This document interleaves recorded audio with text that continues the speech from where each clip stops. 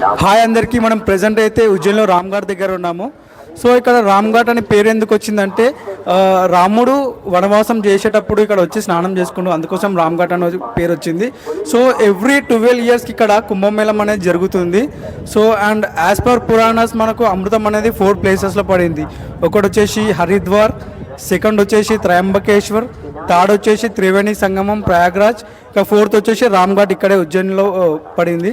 So మనమైతే ఇక్కడ స్నానం చేస్తున్నాము. మీకు ఇక్కడ టెంపుల్, ఇక్కడ రివర్ మొత్తం చూపిస్తాను, అలాగే ఇక్కడ లొకేషన్ మొత్తం చూపిస్తాను, చూడండి.